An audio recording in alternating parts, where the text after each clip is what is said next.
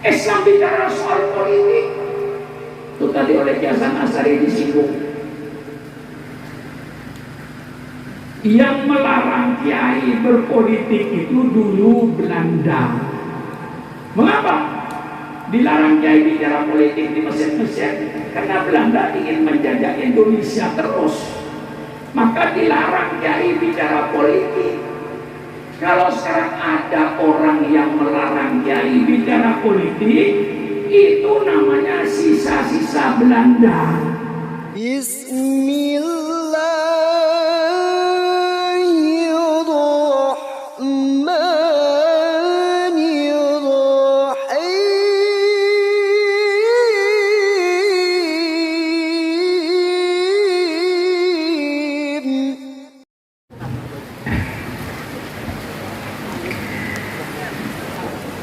Assalamualaikum warahmatullahi wabarakatuh. Bismillahirrahmanirrahim. Alhamdulillahi rabbil alamin. Wassalatu wassalamu ala asyrafil anbiya'i wal mursalin, Sayyidina wa habibina wa syafi'ina wa maulana Muhammad wa ala alihi wa ashabihi ajma'in. Subhanaka la ilma lana illa ma 'allamtana innaka antal alimul hakim. La haula wa la quwwata illa billahil aliyyil azim. Amma ba'du. Para alim ulama yang saya muliakan, Al-Mukarram Kiai Hasan Asy'ari, Al-Mukarram Kiai Hanan, dan para ulama-ulama lainnya, seluruh pejabat-pejabat pemerintah setempat, dalam hal ini Bapak Lurah yang saya hormati, Bapak Kapolsek yang saya hormati, dan seluruh jajarannya, hadirin dan hadirat sekalian yang berbahagia. Terlebih dahulu saya menyampaikan ucapan terima kasih kepada pimpinan Masjid Darul Ihsan, Bapak Koli. Terlebih dahulu saya sampaikan ucapan terima kasih juga kepada seluruh panitia peringatan, seluruh panitia pengajian pada malam hari ini. Saya sampaikan ucapan terima kasih yang setinggi-tingginya. Terima kasih atas segala kegiatan saudara. Terima kasih atas segala aktivitas saudara dalam rangka menghidupkan. Selalu saya tekankan, dalam rangka menghidupkan agama yang kita cintai di negara kesatuan Republik Indonesia ini. Insya Allah pahalanya besar. Rasulullah Sallallahu Alaihi Wasallam bersabda, "Man ahya sunnati inda fasadi ummati falahu mithlu ajri syahidin." Barang siapa yang menghidupkan sunnahku, barang siapa yang menghidupkan agamaku di tengah-tengah kerusakan umatku, maka pahalanya sama dengan pahalanya orang yang mati syahid di medan perang. Oleh sebab itu, marilah kita berusaha untuk menghidupkan sunnah Rasulullah Sallallahu Alaihi Wasallam di negara kesatuan Republik Indonesia. Sebagaimana tadi sambutan dari Kiai Hasan Asy'ari, bahwa kita sekarang ini hidup dalam rangka memakan jasa dari orang-orang yang sebelum kita dahulu. Mereka yang berjasa berjuang membebaskan negara ini dari Belanda, dari Jepang. Yang sering saya katakan bahwa NKRI ini bukan hadiah dari Jepang, bukan hadiah dari Belanda, Tapi NKRI ini ditebus dengan aliran darah dan cucuran air mata seluruh rakyat Indonesia. Berapa wanita yang jadi janda, berapa anak yang menjadi yatim jutaan karena bapaknya gugur di medan perang melawan Belanda. Sejak tahun 1825, peperangan yang dimulai oleh Pangeran Diponegoro dan peperangan melawan Belanda tidak pernah padam sampai Indonesia mencapai kemerdekaannya tahun 1945. Berapa ratus tahun ini pertempuran yang berjalan melawan Belanda. Alhamdulillah, karena pengorbanan orang sebelum kita, alhamdulillah kita tidak jadi korban. Oleh sebab itu sekarang kita yang dituntut untuk berkorban. Mengapa kita dituntut untuk berkorban? Agar anak cucu kita tidak jadi korban. Sering saya katakan, berkali-kali saya ingatkan, hai umat Islam, ketika ibu sholat subuh baca qunut subhana rabbiyal, ketika baca qunut Allahumma hdini fiman hadait wa afini fiman afait wa tawallani fiman tawallait, apakah ibu pernah terpikir apakah anak saya nanti masih baca qunut seperti saya? Apakah cucu saya nanti masih baca qunut seperti saya? Apakah anak cucu saya nanti masih beragama Islam ahli sunnah wal jamaah? Ini yang menjadi pertanyaannya. Ketika bapak sujud meletakkan dahinya dengan mengucapkan subhana rabbiyal a'la wa bihamdi, subhana rabbiyal a'la wa bihamdi, subhana rabbiyal a'la wa bihamdi, pernahkah bapak terpikir apakah anak saya, apakah cucu saya nanti masih sujud kepada Allah? Na'udzubillah. Atau sudah pindah kepada agama yang lain? Na'udzubillah. Inilah sebabnya kita sekarang enak. Kata Kesan Asih, kita itu enak karena orang lain. Mari anak cucu kita jaga, selamatkan dengan pengorbanan kita. Kita sekarang diminta berkorban. Untuk siapa kita berkorban? Untuk anak cucu kita. Oleh sebab itu, dimanapun saya berada, selalu saya anjurkan, hai umat Islam, sisihkan sebagian hartamu untuk Islam, agar Islam ini jaya. Masa ketika termul masjid diputar di masjid yang dimasukkan duit 2.000,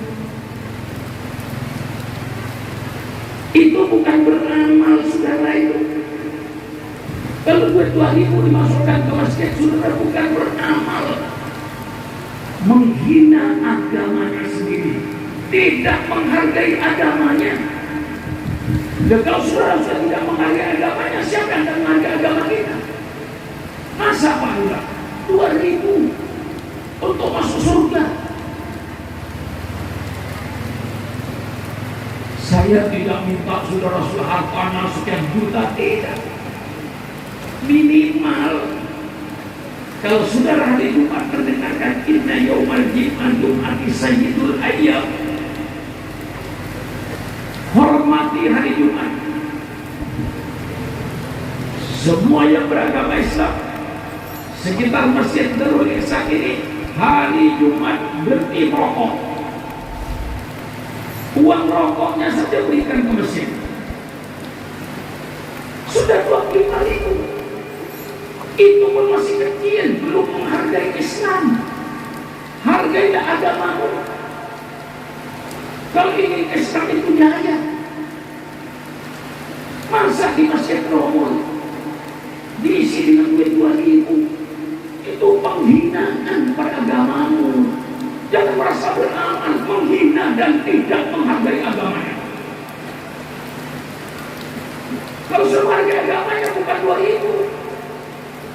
Dan semua kita insya Allah mampu beramal kalau mau.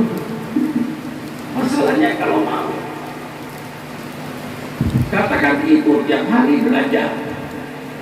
Ada sisa 2.000, 5.000, masukkan kotak. Jumat pagi buka. Ada 35.000, 20.000 titipkan suaminya. Pak, ini 20.000 letakkan di tromol masjid untuk di kuburan nanti saya. Yang akan saya harapkan saya tersenyum di kuburan. Tiap Jumat 20.000 ini untuk saya di kuburan. 15.000-nya untuk majelis taklim. Di mana ada yasinan bersama, zikir bersama. Mari kita bantu semuanya. Sehingga yasinan hidup, zikir hidup, sholawatan hidup, Rafiqul Haddad hidup, semua zikir hidup, Islam hidup. Hidupkan peradaban Islam ini. Kalau ingin Islam hidup, kalau tahlilannya mati, zikirnya mati, sholawatannya mati, pengajian-pengajiannya tidak hidup, matilah Islam itu. Hidup atau mati saya Islam tergantung kepada Anda sekarang ini. Mari kita hidupkan Islam. Kalau mau banyak jalan, Kiai. Katakan yang jadi pegawai negeri dapat gaji 1 bulan 4 juta, 5 juta, katakan 3 juta. Singkirkan 50.000 untuk Islam. Dia menjadi kuli bangunan. Kerja 1 hari dibayar 150.000. 1 minggu 6 hari dapat 900.000. 50.000 untuk Islam. Kalau semua berpikiran sebagian hartanya untuk Islam, insya Allah Islam akan jaya. Islam akan hidup ini dengan pengorbanan. Kalau tidak mau berkorban, ya siap-siaplah untuk jadi korban. Kita sudah tidak ada kemungkinan kecuali berkorban atau jadi korban. Tidak mau berkorban, siap-siap jadi korban. Kalau sudah jadi korban, tidak perlu berkorban. Sudah jadi korban, mau apa? Inilah saya himbau umat Islam seluruh Indonesia menjadi umat Islam yang tegar, umat Islam yang berdiri. Jangan hanya menggantungkan Islam kepada orang lain. Iya, kalau kita yang gantungkan orang yang beriman kepada Allah, kalau tidak, kita akan diatur oleh orang-orang yang tidak beriman. Kalau orang yang tidak beriman kaya, kita miskin, akan diatur oleh mereka. Maka dari kita mari berkorban. Rasulullah dengan para sahabatnya berkorban. Bukan hanya berkorban harta, berkorban jiwa. Para sahabat Rasulullah kalau meninggal di atas tempat tidur, dia ngadu sama Rasulullah. Ya Rasulullah, mengapa saya mati di atas tempat tidur Rasulullah? Mengapa saya tidak mati di perang Badar? Mengapa saya tidak mati di perang Uhud? Mengapa saya tidak mati di perang Tabuk? Mengapa saya tidak mati di perang Khaybar? Dia menyesal memutuskan nafasnya di atas tempat tidur, hapuskan nafasnya untuk Islam. Ini yang kita Rasul pada para sahabat-sahabat Rasulullah. Dengan pengorbanan inilah Islam jadi besar, walaupun tantangan oleh orang kafir Quraisy begitu hebat.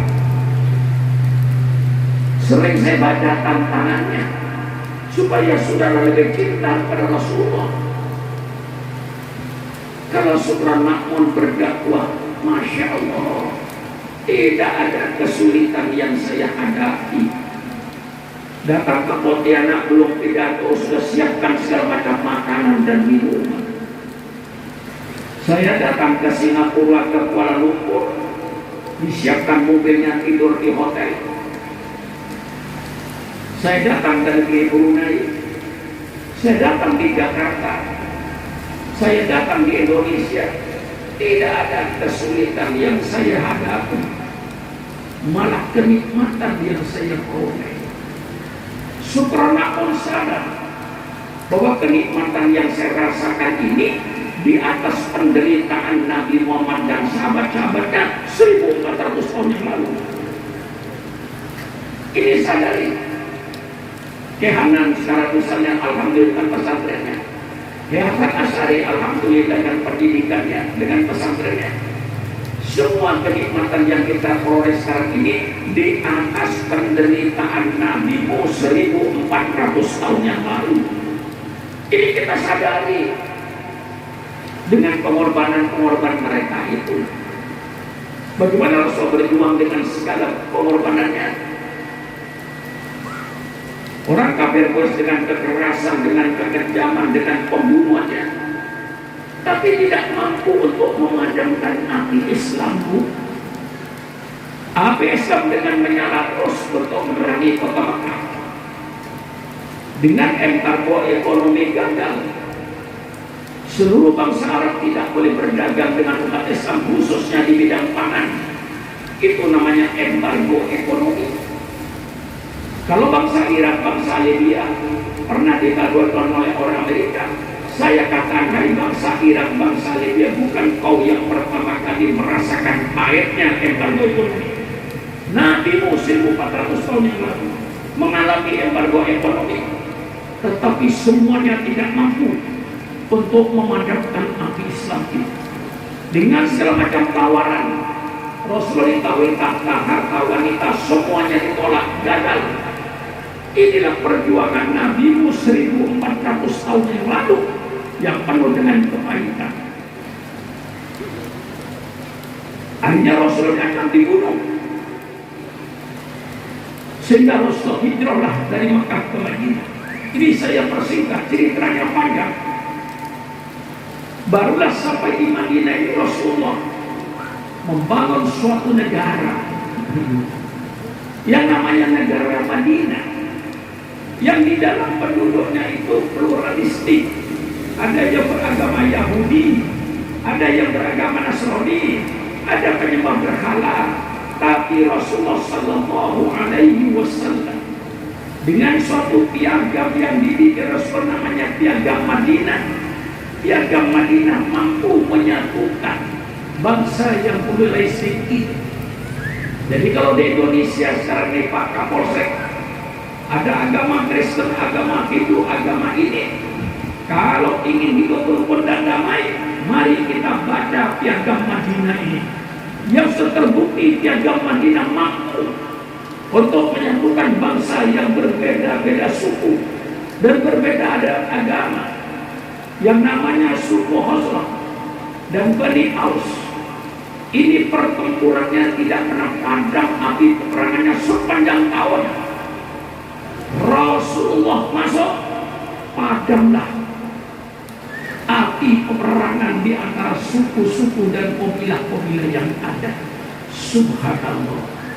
Islam lalu membangun satu peradaban baru, peradaban yang berdasarkan wahyu ilahi, peradaban yang berdasarkan sunnah Rasulullah. Inilah peradaban Islam yang sebelumnya dikenal dengan peradaban jahiliyah, yang dasarnya adalah hawa nafsu. Rasul datang untuk membentuk satu peradaban baru, peradaban yang berdasarkan wahyu ilahi. Rasul datang tidak membawa agama baru. Rasulullah datang hanya menyempurnakan agama yang telah dibangun oleh 24 Rasul sebelumnya. Rasulullah sebagai Rasul yang ke-25. Jadi kalau saudara ditanya siapa yang membangun agama Islam, kalau saudara berkata Nabi Muhammad satu, itu salah, Bu. Islam ini bukan dibangun oleh Nabi Muhammad sendirian. Islam ini dibangun oleh 25 Rasul yang membangun Islam. Nabi Adam membangun Islam, Nabi Nuh membangun Islam, Nabi Ibrahim membangun Islam, Nabi Musa membangun Islam, Nabi Isa membangun Islam, Nabi Muhammad, Nabi terakhir yang menyempurnakan dan menyelesaikan bangunan ini. Ini yang menjadi keyakinan kita. Semua para Nabi 25 itu seruannya satu, sama. Apa seruannya? Tauhid. Nabi Adam mengajak umatnya beriman kepada Allah, pencipta alam semesta, sujud kepada Allah. Bukan sujud kepada Nabi Adam dan Nabi Adam bersama-sama sujud kepada Allah. Oh, begitulah nabi-nabi sesudahnya. Nabi Nuh, Nabi Ibrahim, Nabi Musa, semuanya mengajak satu, beriman kepada Allah, sujud kepada Allah. Bukan sujud kepada Nabi Ibrahim, bukan sujud kepada Nabi Musa, bukan sujud kepada Nabi Isa, sujud kepada Allah Subhanahu wa Ta'ala. Semua para nabi bersama dengan umatnya sujud kepada Allah. Inilah Islam, tauhid. Kemudian Allah turunkan syariat ini dengan dicicil. Sempurnanya syariat Islam itu setelah Rasulullah Shallallahu Alaihi Wasallam. Zaman Nabi Adam, syariat Islam sangat sederhana. Zaman Nabi Adam tidak ada undang-undang nyolong. Mengapa zaman Nabi Adam tidak ada undang-undang nyolong? Karena zaman Nabi Adam tidak ada orang nyolong. Mengapa tidak ada orang nyolong? Karena tidak ada orang. Ya, Pak Kapolres. Siapa yang mau nyolong? Yang kapling-kapling itu kan malu udah bikin kapling. Zaman Nabi tidak ada kapling. Yang ada dunia. Tidak ada negara. Tidak ada Singapura, nggak ada Malaysia, nggak ada Saudi. Yang ada dunia. Milik siapa? Nabi Adam dan Siti Hawa berdua. Siapa yang mau nyolong? Datang Nabi Nuh, sempurnakan. Datang Nabi Ibrahim, sempurnakan. Datang Nabi Musa, sempurnakan. Datang Nabi Isa, sempurnakan. Disempurnakan dengan kitab-kitab suci dan wahyu-wahyu Allah. Allah turunkan kitab suci Zabur kepada Nabi Daud. Allah turunkan kitab Taurat kepada Nabi Musa. Allah turunkan kitab Injil kepada Nabi Isa. Ini semua di kitab suci yang wajib kita percaya. Tapi ingat umat Islam, kita percaya pada kitab suci yang asli. Dan kita bisa menunjukkan kitab suci yang asli. Kitab suci Zabur yang asli itu firman Allah yang diberikan oleh Allah kepada Nabi Daud. Dan di dalamnya tidak ada perkataan Nabi Daud. Dan tidak ada perkataan pendeta-pendeta pada zamannya. Murni hanya firman Allah. Itulah kitab Zabur. Kitab Taurat yang asli. Sekarang ini Pak Kapolsek ratusan people di Eropa dengan nama pengarangnya masing-masing. Kita percaya pada kitab Taurat yang asli. Kitab Taurat yang asli yang firman Allah. Allah wahyukan kepada Nabi Musa. Dan dalam kitab Taurat tidak ada perkataan Nabi Musa. Dan tidak ada perkataan pendeta-pendeta pada zaman itu. Kita percaya pada kitab Injil yang asli. Kitab Injil firman Allah yang Allah berikan kepada Nabi Isa untuk disampaikan kepada umatnya. Dalam kitab Injil yang asli tidak ada perkataan Nabi Isa dan tidak ada perkataan pendeta-pendeta pada zamannya. Adapun sekarang Bible menjadi ratusan. Injil ada 5. 4 yang diakui oleh gereja, persilakan, itu keyakinan mereka.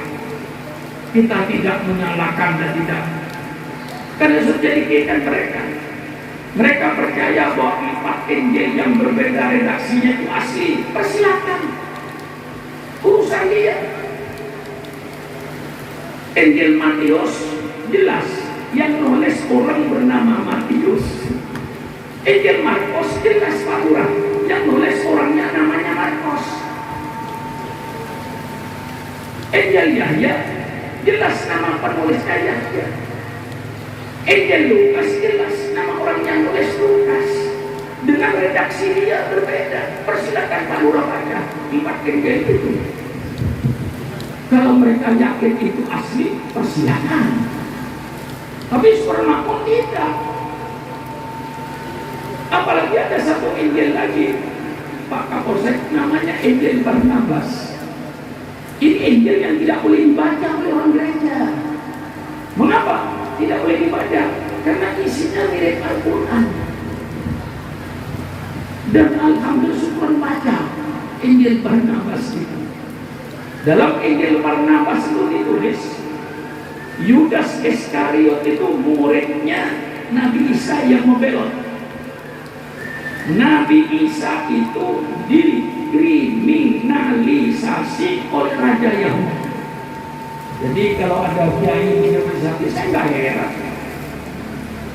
Apalagi kiai, ada Habib dikriminalisasi, saya tidak heran. Nabi Isa dikriminalisasi, dituduh apa? Nabi Isa Yahudi dituduh akan merusak namanya agamanya Nabi Musa. Yang kedua dituduh akan merusak Baitul Maqdis. Dengan tuduhan inilah rakyat Yahudi ketok palu, Yesus Kristus harus dihukum mati dengan disalib di tiang salib. Itu keputusan raja Yahudi. Ya tentu Nabi Isa menghindarkan diri.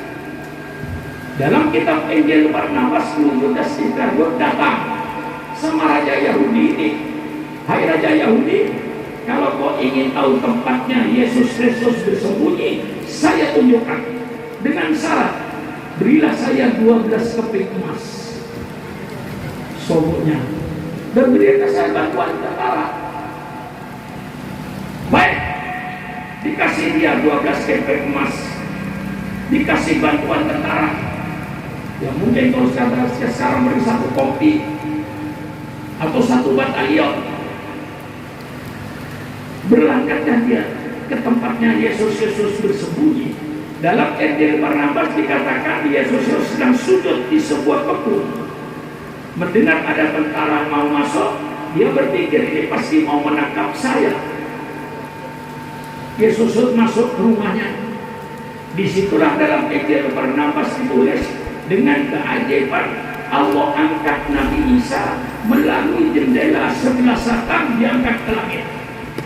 Itu dalam Injil Barnabas yang saya baca.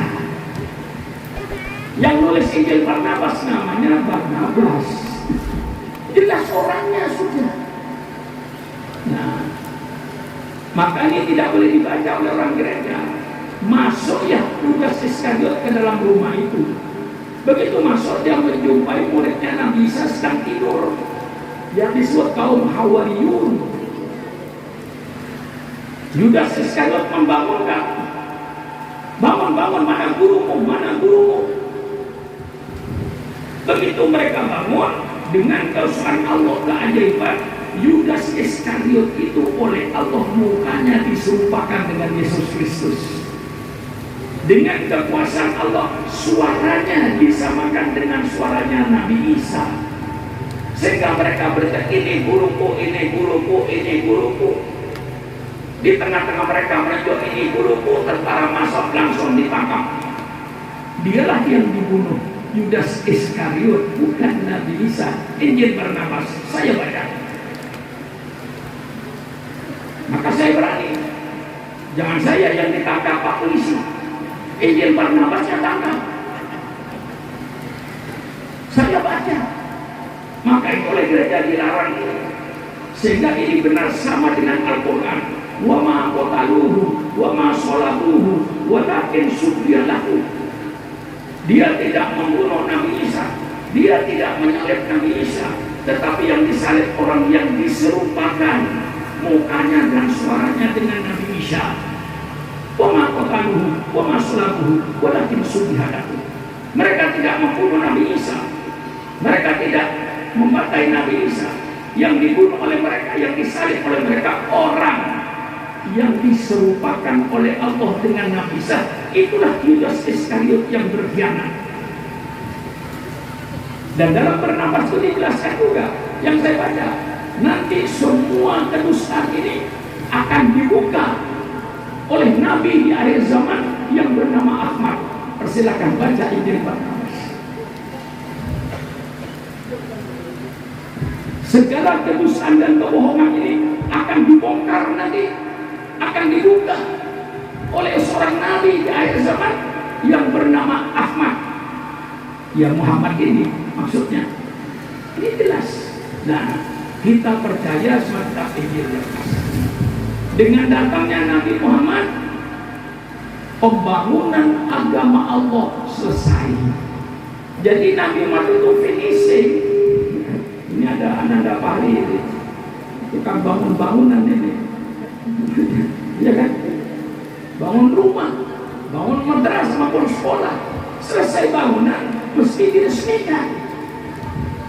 Begitu agama Allah sempurna, Allah yang meresmikan agama Islam.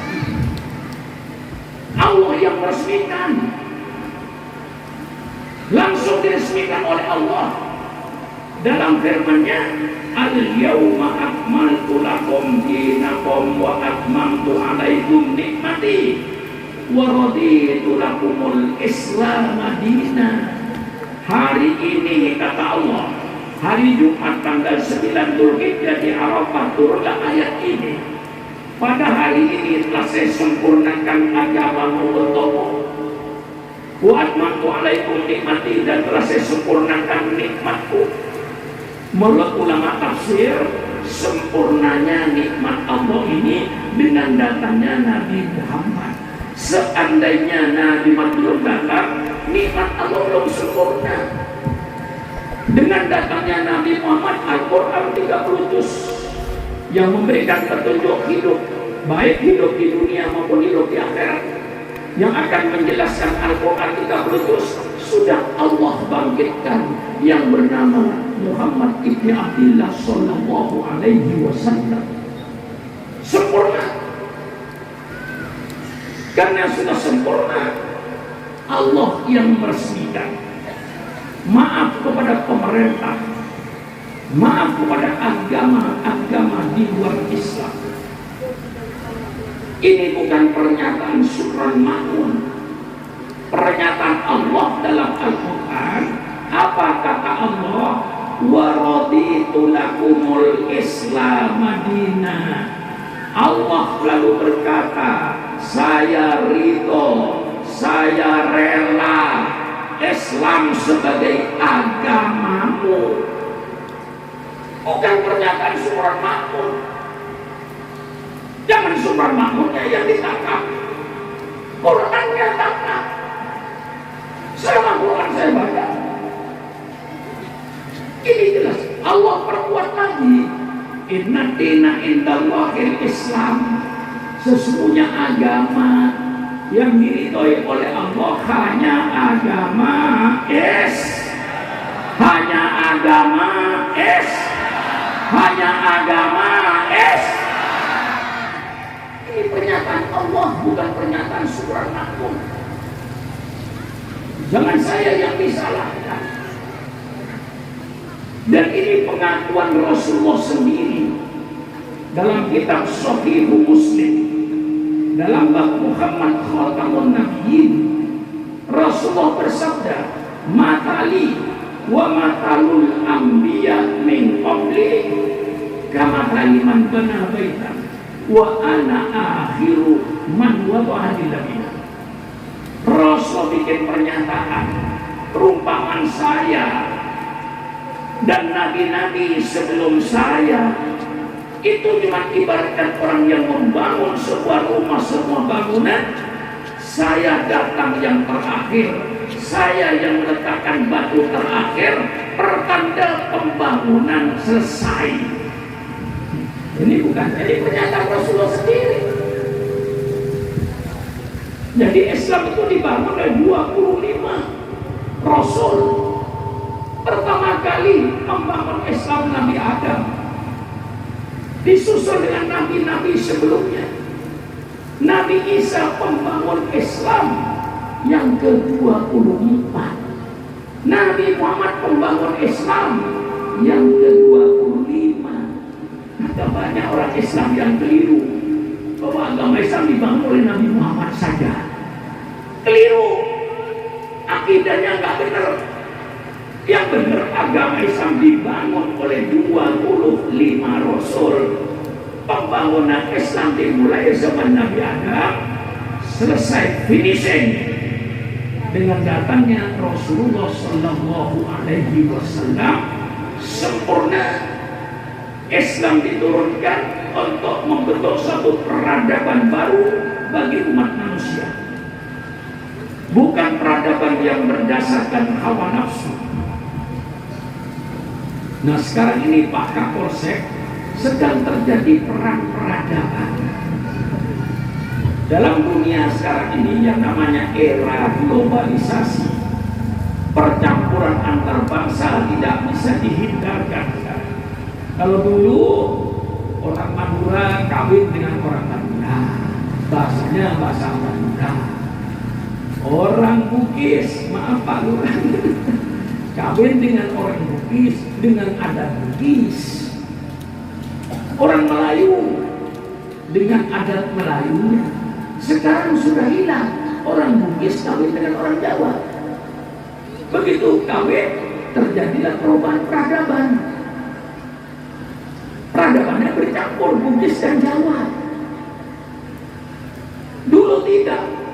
Mengapa? Transportasi tidak seperti sekarang. Sekarang Masya Allah, transportasi. Jam 4 sore saya masih di lapangan terbang Soekarno-Hatta. Jam 1 malam waktu Madinah, saya sudah tahajud di Masjid Madinah. Percampuran antar bangsa tidak bisa ditolak. Itu akan terasa kalau saudara berada di lapangan terbang Soekarno-Hatta. Jangan pulang di situ 24 jam. Baru saudara tahu percampuran antar bangsa ini. Turun pesawat Lufthansa Airlines, buka pintu, keluar orang Jerman. Dan perusahaan ini perusahaan Jerman. Begitu datang KLM, buka pintu, keluar orang Belanda. Turun lagi pesawat Frank Air Service, buka pintu, keluar orang Prancis. Sebentar lagi turun pesawat yang namanya British Airlines, buka pintu, keluar orang Inggris. Sebentar lagi turun China Airlines, buka pintu, keluar China. Sebentar lagi turun Japan Airlines, buka pintu, keluar orang Jepang. Sebentar turun lagi pesawat Qantas Airlines, buka pintu, keluar orang Australia. Mereka datang ke Indonesia mempunyai peradaban masing-masing. Dia membawa peradaban masing-masing dengan pakaian mereka yang kadang-kadang hampir setengah telanjang, membawa pergaulan bebas. Ini tercampurlah antara peradaban Belanda, peradaban Jerman, peradaban Prancis, peradaban Australia, peradaban Jepang masuk ke Indonesia. Banjir peradaban Indonesia ini. Tidak mustahil nanti kalau pemuda-pemuda Pontianak, naudzubillah, satu saat sama dengan pemuda Amerika, baik pergaulannya maupun pakaiannya. Tidak mustahil akan terjadi perubahan peradaban. Nah, dalam perang peradaban ini, karena tidak pakai senjata, kita tidak merasa kalau sedang terjadi perang peradaban. Apa peradaban Islam, peradaban Melayu akan habis? Allahu a'lam bishawab. Apakah nanti pemuda-pemuda Melayu akan sama dengan pemuda-pemuda Eropa? Allahu a'lam bishawab. Tapi yang jelas sedang terjadi percampuran peradaban, perang peradaban. Nah, satu yang pasti kita akan mampu bertahan hanya dengan iman kepada Allah Subhanahu wa Ta'ala. Iman ini nanti akan mampu untuk melawan segala macam peradaban. Persilakan peradaban Eropa mau masuk ke Indonesia, kami tidak akan terpengaruh dengan peradabanmu. Kami tetap akan berperadaban Al-Quran dan Sunnah Rasulullah. Persilakan Amerika masuk ke Pontianak, Tapi kami pemuda-pemuda Pontianak tidak akan terpengaruh dengan peradaban di Amerika. Kami tetap akan memakai peradaban Islam. Ini semua tergantung pada iman kita. Kalau iman kita setengah-setengah, hancurlah peradaban Melayu, akan diganti dengan peradaban Eropa. Ini sedang terjadi perang peradaban. Maka ulama-ulama harus sadar bagaimana menjaga umat ini. Kata seorang penyair, "Wa man ra'a ghanaman fi ardin masba'atin wa nama anha tawalla ra'yal asad." Barang siapa yang menggembala kambing di tengah-tengah hutan yang penuh binatang buas, kemudian penggembalanya tidur, habislah kambing ini dimakan oleh harimau-harimau itu. Sukarmakmun termasuk penggembala. Mana gembala Anda? Yaitu yang pakai jilbab. Inilah semua kambing-kambing saya yang sedang berada di satu tempat binatang buas. Peradaban-peradaban yang masuk ke Indonesia, inilah binatang-binatang yang akan menerkam peradaban kita. Sukarmakmun sebagai penggembala. Barang siapa menggembala kami, barang siapa yang menggembala kami di tengah-tengah hutan yang penuh binatang buas, maka habislah kambing itu dimakan oleh binatang buas. Penggembalanya jangan tidur. Oleh sebab itu Sukarmakmun tidak tidur. Kita perhatikan semua kambing-kambing ini agar tidak diterkam oleh peradaban-peradaban jahiliyah.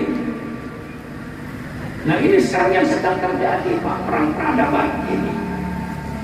Zaman jahiliyah terjadi peradaban jahiliyah, datanglah Islam untuk membangun satu peradaban, baik peradaban rumah tangga, baik peradaban bermasyarakat, ber-RT, ber-RW, baik peradaban ekonomi, baik peradaban politik.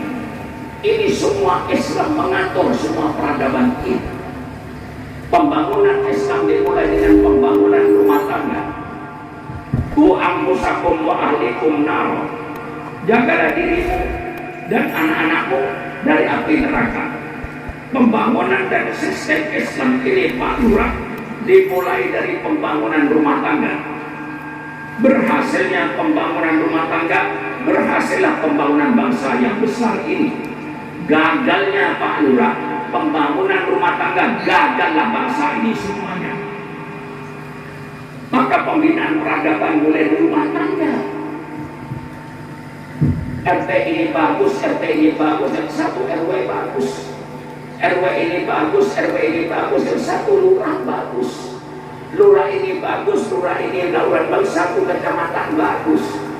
Kecamatan ini bagus, kecamatan ini bagus. Satu kabupaten bagus. Kabupaten ini bagus, kabupaten ini bagus, satu provinsi bagus. Provinsi ini bagus, provinsi ini bagus, satu negara bagus. Berhasilnya pembangunan bangsa akan ditentukan oleh berhasilnya pembangunan rumah tangga. Gagalnya pembangunan rumah tangga, gagallah bangsa ini. Bapaknya main judi, anaknya narkoba, istrinya kalau malam hilang. Apa yang terjadi rumah tangga begini? Hancur negara ini. Oleh sebab itu Pak Lurah, maaf ya betul Pak Lurah, alhamdulillah, Pak Lurah, pembangunan negara mulai dari RT-RT ini. Kalau RT ini bagus, RT ini bagus, itu beres, bagus semuanya. Nah, ini pembangunan Islam peradaban mulai rumah tangga. Maka dalam peradaban rumah tangga Islam yang mengatur bagus. Kalau laki-laki senang dengan perempuan, itu sesuai dengan qudratullah. Kalau perempuan senang dengan laki-laki, itulah yang diciptakan oleh Allah. Kalau ada laki-laki tidak senang dengan perempuan, itu laki-laki yang tidak normal. Pak Kiai, apa? Saya melihat perempuan cantik, Pak Kiai. Enggak apa-apa, Pak Kiai. Malah saya pernah kesenggol perempuan cantik, Pak Kiai. sama dengan kesenggol tiang listrik. Ini laki-laki Pak Kapolsek harus periksa dokter. Ini ada kabel yang nggak bener. Tapi kalau orang bilang, Pak Kiai saya perempuan cantik, Pak Kiai saya berdebar-debar, normal. Kalau perempuan bilang, saya perempuan laki-laki ganteng, Pak Kiai tertarik, normal. Hei gadis-gadis yang ada di kampung ini, kau senang nggak dengan laki-laki? Senang nggak? Yang menjawab tidak senang, mudah-mudahan tidak dapat jodoh. Yang berkata senang, mudah-mudahan cepat dapat jodoh. Ini naluri. Nah, Islam mengatur. Islam tidak melarang laki-laki bergaul dengan perempuan sebebas-bebasnya. Tapi Allah mengatur melalui pintu syariat Islam, hukum perkawinan. Kalau senang dengan perempuan, mintalah kepada kedua orang tuanya. Karena si gadis ada yang punya, kepunyaan kedua orang tuanya. Melamarlah dengan cara yang sopan, sesuai dengan ajaran Islam. Begitu melamar diterima oleh orang tuanya, adakan akad nikah secara Islam yang begitu indah. Dalam perkawinan Islam itu indah. Ada yang kawin, ada yang mengawinkan. Kalau kawin sendiri itu namanya pelacur, berzina. Kawin ada yang mengawinkan. Yang mengawinkan siapa? Orang tuanya. Dengan ijab wal qabul, dengan serah terima yang begitu indah, dengan mahar, tanda pertanggungan jawab, dengan saksi. Setelah dijalankan perkawinan secara Islam, persilahkan kau kemarin berdua masuklah ke kamar, bergaul sebebas-bebasnya. Pak Lurah yakin hasil pergaulan bebas. Pak Kapolsek yakin hasil pergaulan bebas. Syukur makmur termasuk hasil pergaulan bebas. Kalau ayah saya dan ibu saya tidak bergaul bebas, tidak ada syukur makmur. Mau bagi tahu lagi? Ini termasuk hasil pergaulan bebas ini. Jadi kalau dikatakan Islam melarang laki-laki bergaul bebas, itu tujuan fitnah. Islam justru perintah, fankihu ma taba lakum minan nisa matna wa thulatha wa ruba. Hai umat manusia, kawinlah kau dengan wanita yang kau senangi. Allah kasih batas 1, 2, 3, 4. Kalau lebih dari 4, bukan manusia, bandot, kambing ini. Orang Eropa itu Pak membanggakan, kami orang Eropa kawin cukup 1 sampai mati. Benar, itu istri yang serba Kapolsek 1 di rumah, yang tidak setiap malam di hotel.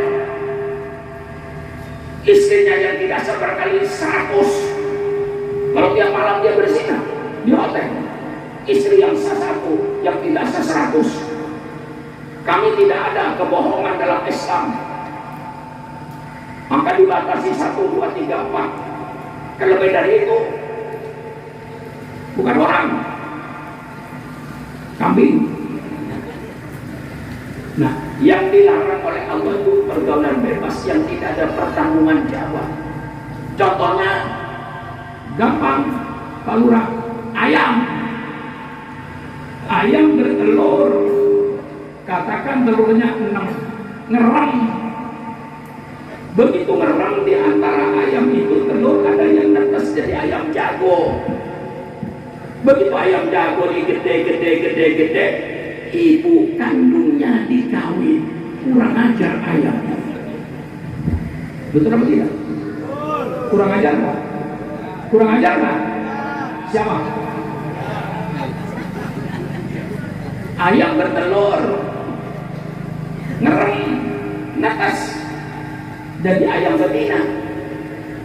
Gede-gede ayam betina dikawin oleh bapak kandungnya sendiri. Kurang ajar gak? Kurang ajar gak? Siapa? Ayam. Masa berapa ibu baca di surat kabar, Bu, seorang wanita anak perawan hamil karena bapak kandungnya sendiri. Lah ini yang dilarang oleh Islam. Kan itu bukan manusia, binatang itu. Kawin dengan ibu kandungnya, kawin dengan kakak kandungnya, kawin dengan ayah kandungnya, itu binatang, bukan manusia. Islam meletakkan satu peraturan yang indah dalam rumah tangga. Kemudian dikatakan dalam Al-Quran, wa ashiruhunna bil ma'ruf, pergauli istrimu dengan baik. Hai bapak-bapak, pergauli istri bapak-bapak dengan baik, dengan sopan santun, dengan lemah lembut. Maka kalau syarat Islam itu dipergunakan, dijalankan, tidak ada di Indonesia kekerasan rumah tangga, tidak ada kekerasan wanita, semua akan berjalan dengan bagus. Wa ashiruhunna bil ma'ruf, pergaulan istrimu dengan baik. Masya Allah, ini Islam.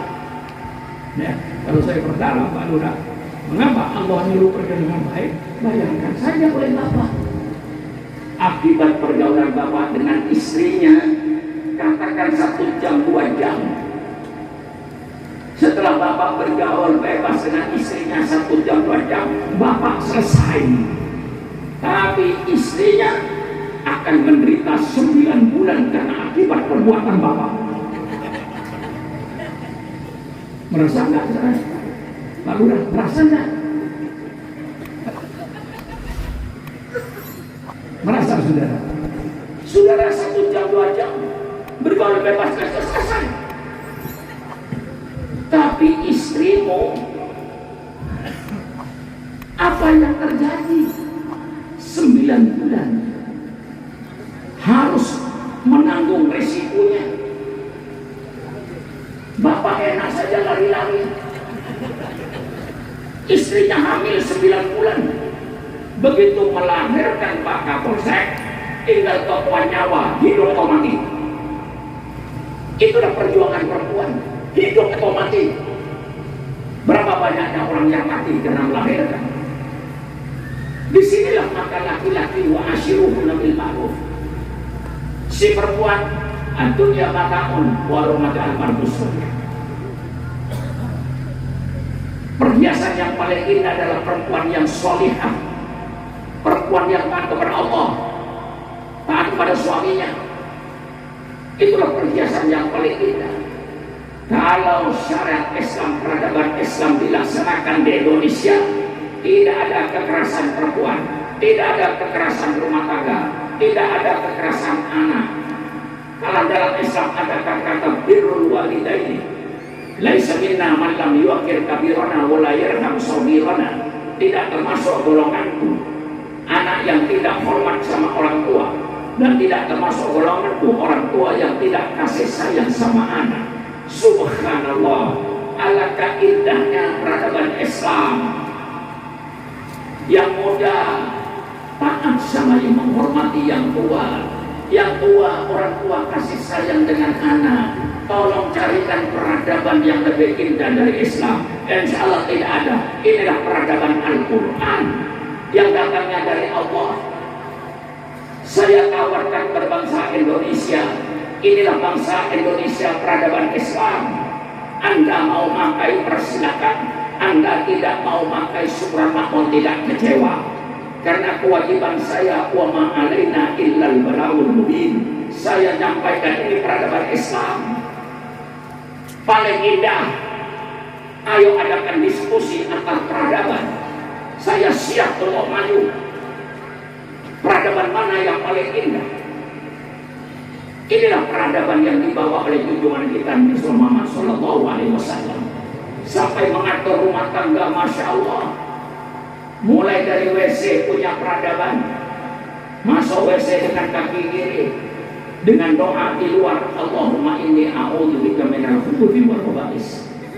Tuntaskan najis. Jangan ada sisa najis yang belum keluar, baik yang cair maupun yang kental. Tuntaskan. Setelah tuntas, tolong sucikan yang najis itu. Islam punya peradaban yang jelas. Bagaimana peradaban Islam? Untuk mensucikan najis, kalau najis itu berwarna, hilangkan warnanya. Kalau najis itu berbau, hilangkan baunya. Kalau najis ada rasanya seperti alkohol dan daging babi, hilangkan rasanya, baru suci. Kalau tidak, belum suci. Inilah peradaban Islam dalam pembersihan an-nadhafatu minal iman. Subhanallah, saya fanatik Islam. Mengapa Subhanallah fanatik Islam? Karena saya tahu tentang peradaban Islam yang begitu indah. Masuk dapur, ada peradaban Islam di dapur.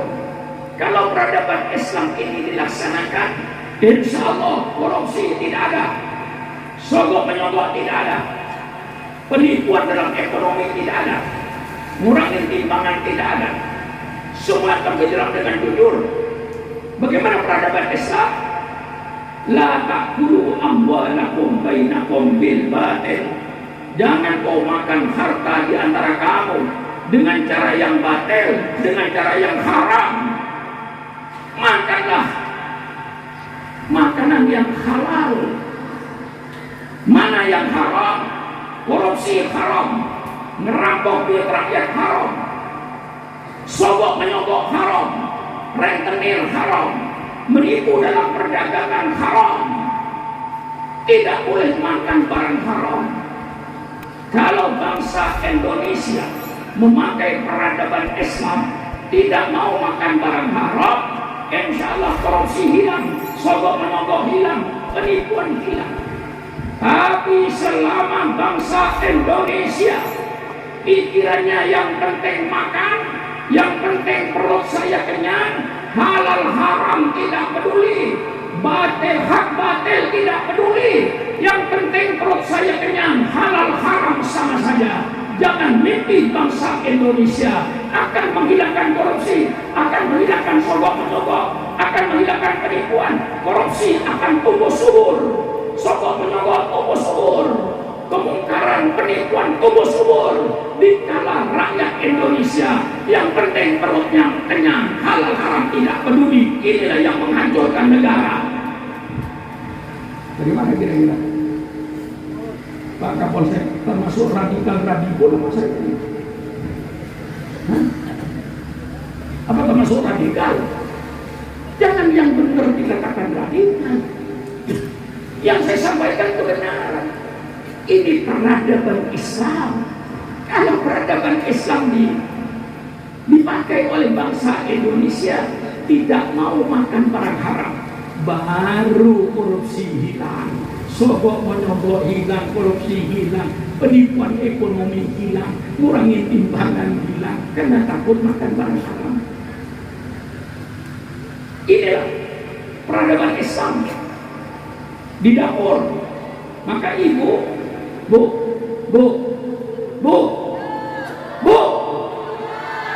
matanya melotot dipanggil nggak nyaut. Maaf bu, di tempat saya bu, kalau matanya melotot dipanggil tidak nyaut, itu namanya ikan asin. Matanya melotot dipanggil nggak nyaut. Kalau ibu mencuci berasmu, tolong tanyakan sama berasnya, hai beras, dari mana datangnya? Hasil korupsi jangan dimakan, hasil sogok menyogok jangan dimakan, hasil penipuan di pasar-pasar jangan dimakan. Baru Indonesia akan beres kalau peradaban Islam dilaksanakan oleh pemerintah Republik Indonesia. Saya cuma menawarkan Pak Kapolsek, masa nawarkan nggak boleh? Nawarkan sabun juga boleh.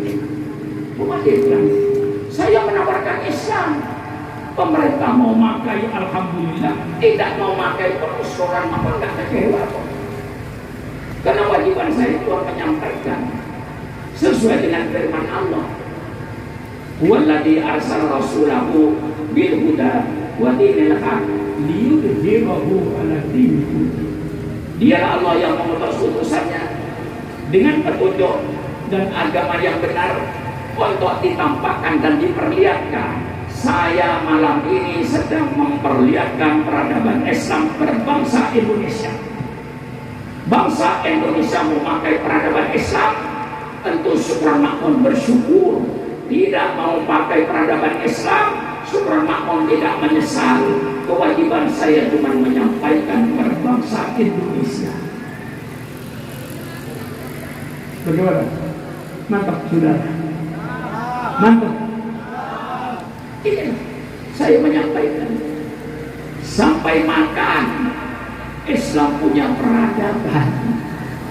Nanti ibu kalau makan dengan bapak, ingat saya pak. Kalau bapak dan ibu mau makan, bapaknya bilang, Bu, apa pak? Alhamdulillah bu, masih mau makan. Pernah pak guru begini? Nanti mulai pak.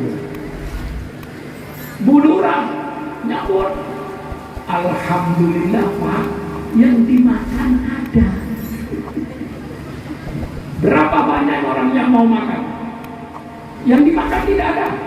Persilakan Pak Kapolsek pergi ke Cianjur.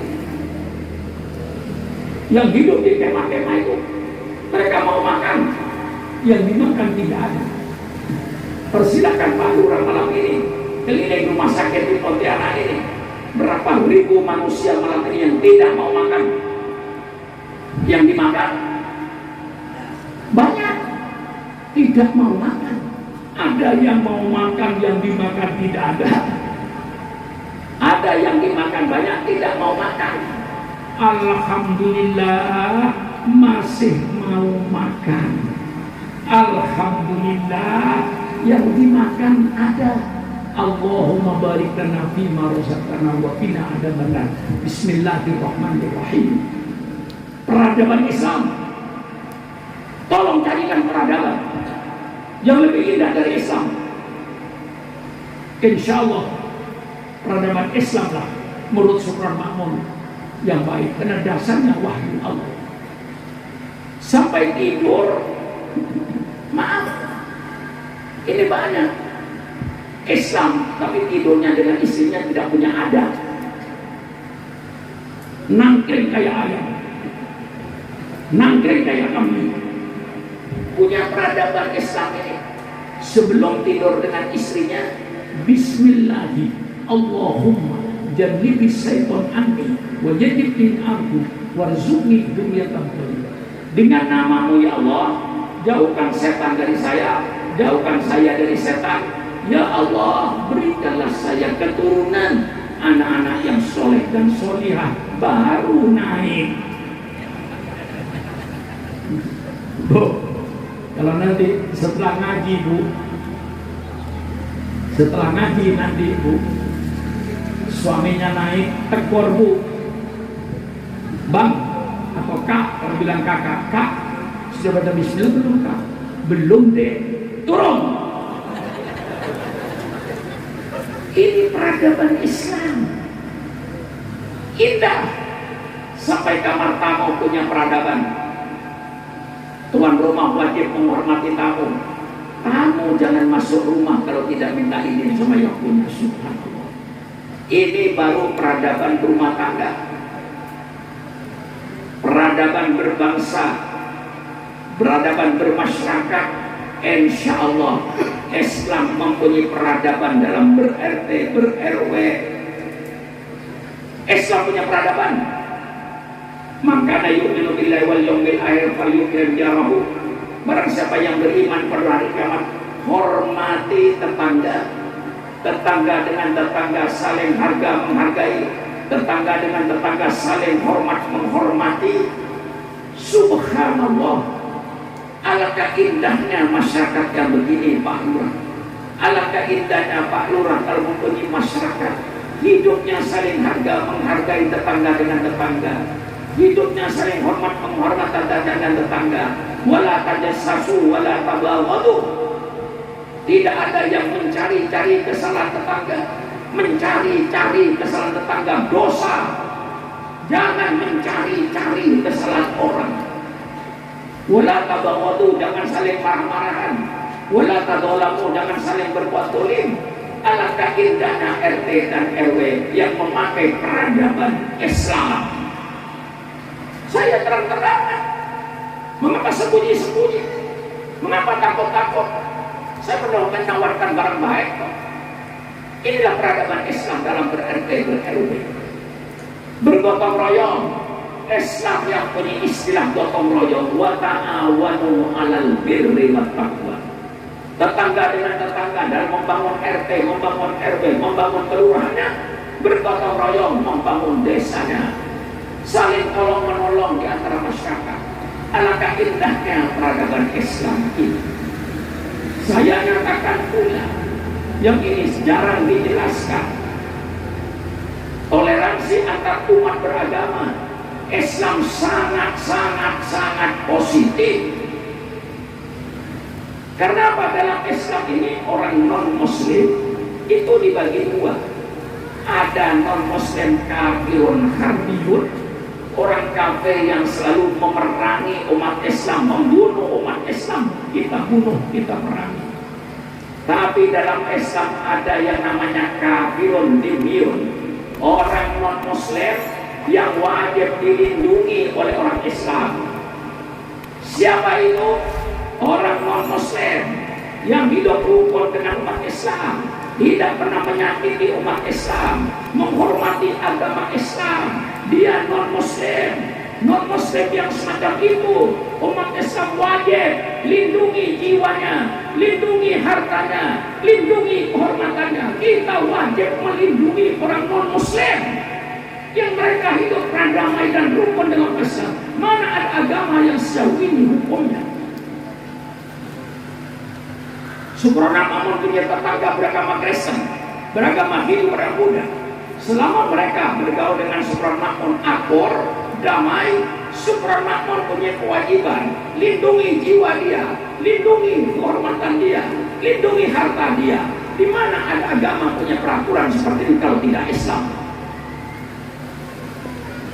Ini yang jarang dikemukakan oleh kiai-kiai. Rasul bersabda, "Waman ada di biyan faqad adani." Barang siapa orang yang menyakiti orang non-muslim yang mereka rukun dan damai dengan umat Islam, kata Rasulullah, berarti kau telah menyakiti saya. Inilah ajaran Islam. Tidak ada radikal, tidak ada radikul, tidak ada teroris. Itu bukan ajaran Islam. Ini saya tegaskan. Mana Rasulullah bersabda lagi yang lebih tegas, "Waman ada timbian panasu, tidak mampu Rasulullah yaumil qiyamah." Barang siapa yang menyakiti orang non-muslim yang mereka hidup rukun dan damai dengan umat Islam, berarti saya musuhnya. Kalau saya musuhnya, nanti saya musuhnya pada hari kiamat. Ini saudara-saudara ajaran Islam. Dalam ber-RT ber-RW tidak ada seindah Islam ini. Ini saya kemukakan karena banyak yang tidak paham.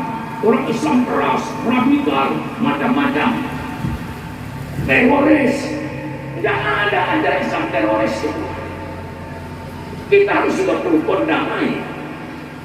Malah Al-Quran mengajarkan, la tasubbul ladzina yad'una min dunillah wa yasubbullaha adwan bighairi ilmi. Kau jangan menghina orang-orang yang menyembah kepada selain Allah. Karena kalau kau menghina mereka, mereka akan menghina kita. Timbul permusuhan. Di sinilah kita diperintahkan yang berbeda suku, berbeda agama untuk tetap saling hormat menghormati, saling bangga menghargai antar umat beragama. Tapi bukan berarti membenarkan semua agama. Membenarkan semua agama hukumnya kafir, murtad. Saya jelaskan ini karena kewajiban saya. Kalau sudah berkata semua agama sama, semua agama benar, murtad. Toleransi itu sebatas saling hormat menghormati, saling harga menghargai, Sekarang ini kadang-kadang terjadi penipuan. Apa kata mereka? Semua agama benar, semua agama sama, semua umat beragama masuk surga. Subhanallah, ini penipuan intelektual. Orang yang sholat subuh masuk surga, orang yang tidak sholat subuh masuk surga. Kira-kira milih yang mana? Milih yang tidak sholat subuh. Yang puasa Ramadan masuk surga, yang tidak puasa Ramadan masuk surga. Kira-kira pilih yang mana ibu? Pilih yang tidak puasa. Isinya penipuannya. Jadi kita sudah toleransi, sudah ngasih hati, tapi mereka minta jantung untuk membunuh Islam. Kalau saling menghormati, saling harga, menghargai, saling menghormati antar umat, persilahkan. Tapi bukan berarti membenarkan semua agama. Mengapa Subran Makmun sholat subuh? Subran Makmun sholat subuh karena Subran Makmun yakin dengan sholat subuh, insya Allah Subran Makmun masuk surga. Tidak sholat subuh masuk neraka. Ini akidahnya yang ditanamkan. Mengapa Subran Makmun puasa Ramadan? Karena Subran Makmun yakin dengan puasa Ramadan, insya Allah Subran Makmun masuk surga. Tidak puasa Ramadan masuk neraka. Walaupun beda agama, mari kita saling menghormati, saling hargai, tapi jangan lalu membenarkan. Semua agama benar menurut pemeluknya masing-masing. Dengarkan kata-kata saya. Semua agama benar menurut pemeluknya masing-masing. Saya orang Islam berkata, agama yang diridhoi Allah adalah agama Islam. Persilakan saudaraku orang gereja mau berkata agama gereja yang paling benar, persilakan. Orang itu mau berkata agama itu yang benar, persilakan. Kami sampaikan apa yang ada. Akidah kami dalam Islam cuma kenal dua, pencipta dan yang diciptakan, Khaliq wal Makhluq. Kami umat Islam hanya menyembah pada pencipta alam semesta. Kita tidak menyembah pada ciptaan Allah. Kita tidak menyembah matahari. Kita sembah yang bikin matahari. Kita tidak menyembah bulan. Kita sembah yang bikin bulan. Kita tidak menyembah bintang. Kita sembah yang bikin bintang. Kami tidak menyembah pohon. Kami sembah yang bikin pohon. Kami tidak menyembah batu. Kami sembah yang bikin batu. Kami tidak akan menyembah manusia berbentuk apapun saja, karena itu makhluk. Kita sembah yang bikin manusia, Allah Subhanahu wa Ta'ala. Bagaimana? Mantap. Mantap. Ini akidah kita. Toleransi jelas dalam Islam. Mengapa Islam bicara soal bermasyarakat? Supaya anggota masyarakat dalam RT RW ini orang yang bermoral, yang berakhlak. Innama bu'itsu liutammima makarimal akhlak. Jangan dalam masyarakat ini ada yang bermoral preman, bermoral bajingan, hancur masyarakat. Itulah sebabnya Islam bicara soal bermasyarakat, supaya anggota masyarakatnya nanti orang yang berakhlak, orang yang bermoral. Islam bicara soal politik, itu tadi oleh Ki Hasan Asy'ari disinggung. Yang melarang kiai berpolitik itu dulu Belanda. Mengapa dilarang kiai bicara politik di Mesir? Karena Belanda ingin menjajah Indonesia terus. Maka dilarang kiai bicara politik. Kalau sekarang ada orang yang melarang kiai bicara politik, itu namanya sisa-sisa Belanda. Sisa-sisa Belanda itu. Justru saya melalui pengajian ini saya serukan, hai para ulama di Kalimantan Barat, kalau kau cinta sama NKRI, kalau kau cinta sama Republik ini, persilakan kiai bicaralah politik. Politik yang berdasarkan Al-Quran, Politik yang berdasarkan sunnah Rasulullah. Jangan politik seperti sekarang ini. Politik yang penuh dengan hoax, kebohongan. Politik yang penuh dengan rekayasa. Ini bukan politik Quran. Saling jatuh menjatuhkan, saling fitnah memfitnah. Ini politik iblis. Dalam Al-Quran tidak ada politik jatuh menjatuhkan itu. Tidak ada politik fitnah memfitnah itu. Politik yang sopan. Kalau ada orang bicara Islam agama tidak bicara politik, itu menunjukkan kebodohan orang tadi. Ada profesor doktor misalnya bilang bahwa Islam tidak bicara politik, itulah profesor doktor tidak mengerti Islam. Kalau ada kiai bilang, kata kiai, kita tidak usah bicara politik, itu kiai yang tidak mengerti Islam. Dalam Islam itu, Islam bicara soal politik. Contoh yang gamblang, hadis Rasulullah, kullukum ra'in wa kullukum mas'ulun an ra'yatihi. Ini 100% hadis politik. Kullukum ra'in, setiap kalian adalah pemimpin. Setiap pemimpin akan dimintai pertanggungjawab atas kepemimpinannya nanti di hadapan Allah di padang mahsyar. Hai pemimpin-pemimpin bangsa, jangan engkau bergelimang dengan kenikmatan duit rakyat, sedangkan engkau tidak memikirkan rakyatnya. Ini pemimpin berkhianat. Bener nggak saya ngomong gini kira-kira ya? Bener nggak aja? Iya, saya serukan hai pemimpin-pemimpin bangsa, engkau jangan bergelimang dengan duit rakyat, tapi kau tidak memikirkan rakyatnya.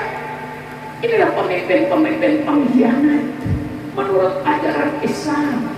Kullukum ra'in wa kullukum mas'ulun an ra'iyatihi. Setiap kalian adalah pemimpin, setiap pemimpin. Masya Allah. Ya saudara, kalau misalnya ada polisi yang kayak Sambo, misalnya, itu kan yang tertuduh itu 80 orang kira-kira Pak polisi. Polisi jumlahnya 460.000 polisi. Yang jahat paling 1.000 polisi. Tapi polisi yang bagus masih 459.000. Karena polisi yang ada katanya, saya nggak menghitung sendiri Pak polisi. Se-Indonesia ini polisi adanya 460.000. Katakan 10.000 jahat, polisi masih 450.000 polisi yang baik-baik.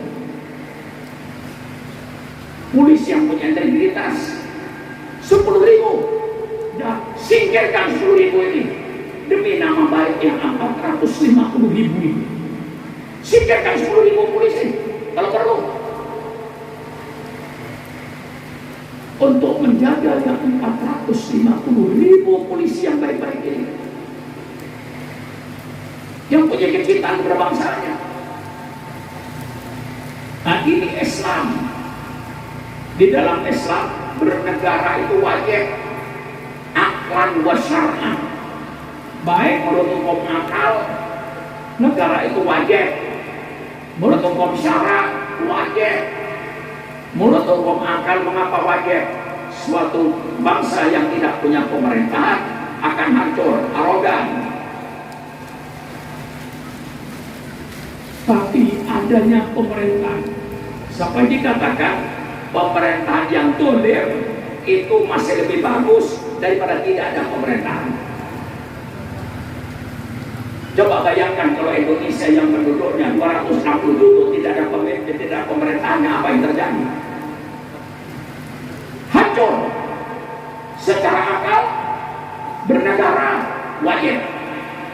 Secara syarak hukum Islam bernegara wajib. Rasulullah mendirikan negara uswatun hasanah, negara Madinah dipimpin Rasulullah.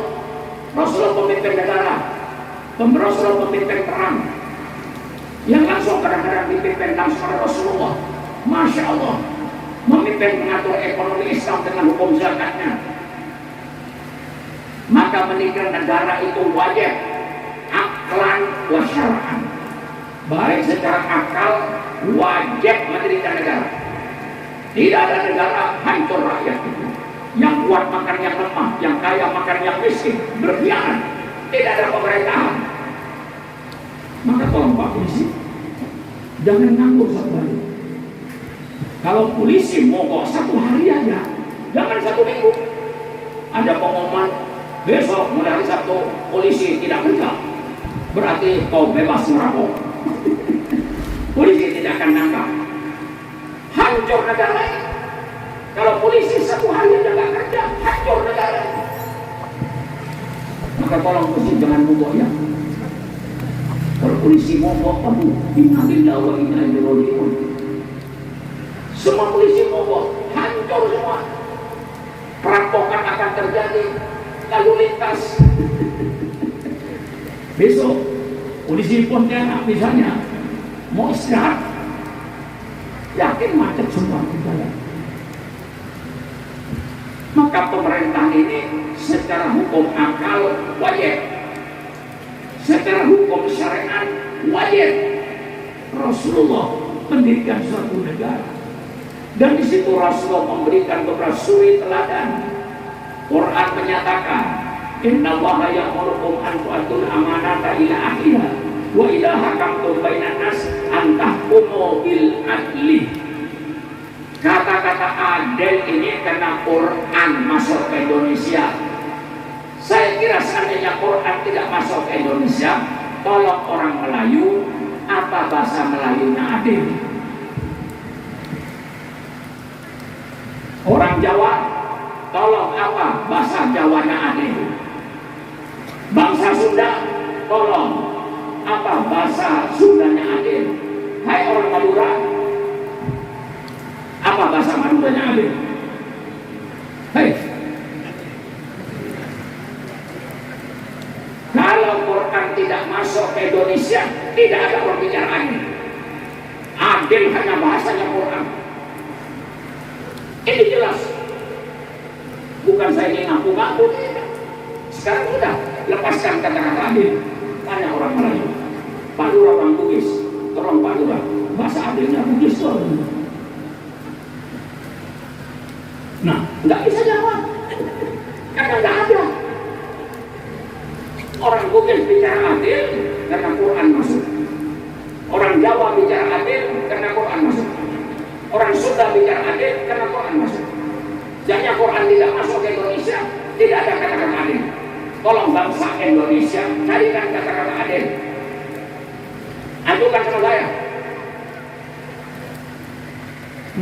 Bapak mau jangan. Dia mikir, apa coba turun adil jangan. Betul. Pakai dulu ya. Adil itu bahasa Quran. Subhanallah. Innallaha ya'murukum an tu'addul amanat ila ahliha. Ini Quran, peradaban Islam memerintahkan serahkan kepercayaan amanah itu kepada ahlinya.